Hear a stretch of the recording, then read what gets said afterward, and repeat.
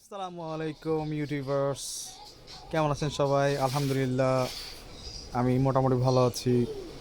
আপনারা সবাই ভালো আছেন আশা করি। আজকে আপনাদেরকে একটা দারুণ দুর্দান্ত জিনিস দেখাতে চলেছি।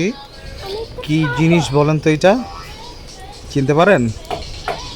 এখনকার পোলাপান হয়তো বা চিনবে না, কিন্তু যারা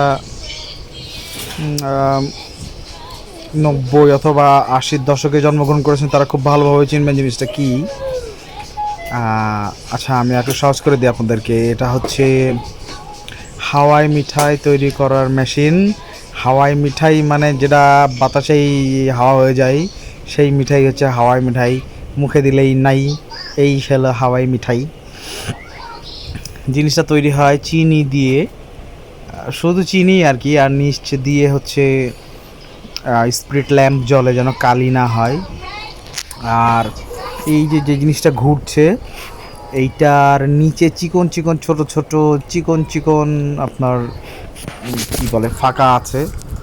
এই ফাঁকাগুলো দিয়ে হিট হয়ে চিনির দানা যখন গোলে বাইরে বের হয়, তখন এটা ঘুরে ঘুরে অনেক স্পিডে যখন ঘোরে, অনেক আরপিএমে যখন ঘোরে, এই যে এরকম আরপিএমে যখন অনেক বেশি আরপিএমে ঘোরে, তখন এই চিনি, ওই ছোট ছোট পাতলা পাতলা চিনির এই শিরাগুলো এরকম মাকড়সার জাল মতো তৈরি করে ফেলে। এভাবেই এই জিনিসটা কাজ করে আর কি।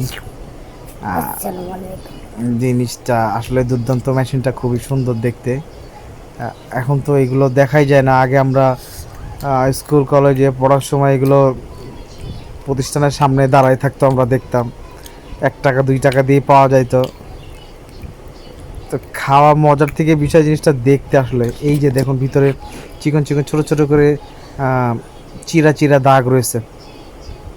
এই দাগের মধ্যে থেকেই চিনি গলে আর কি বের হবে। এই মেশিনটা চালানোর কিছু নিয়ম আছে। আপনি ঘোরালেই যে এখান থেকে এগুলো বের হবে তা কিন্তু না। এটার জন্য আপনাকে চিনি গলাইতে হবে সুন্দর করে। প্রথমে চিনি হিট হওয়ার জন্য সময় দিতে হবে। ল্যাম্প চালায় আপনি ঘোরাবেন আর আপনার এরকম হাওয়া মিঠাই তৈরি হয়ে যাবে, এটা না। সব কিছুর একটা কার্যক্রম দিক থাকে আর কি। এটাও সেরকমই আছে। এই যে কিছুক্ষণ ওয়েট করার পরে আবার ঘোরানো হলো। আবার খুব আস্তে ঘোরানো যাবে না, খুব জোরেও ঘোরানো যাবে না। এটা একটা লিমিটেড আরপিএম আছে, যে আরপিএমে সুন্দরভাবে এই মাকড়সার জাল এত সুন্দর তৈরি হবে। এই দেখুন, এই ভাই আসলে এটাকে, এই মেশিনের মালিক, তিনি এটাকে বিক্রি করেন।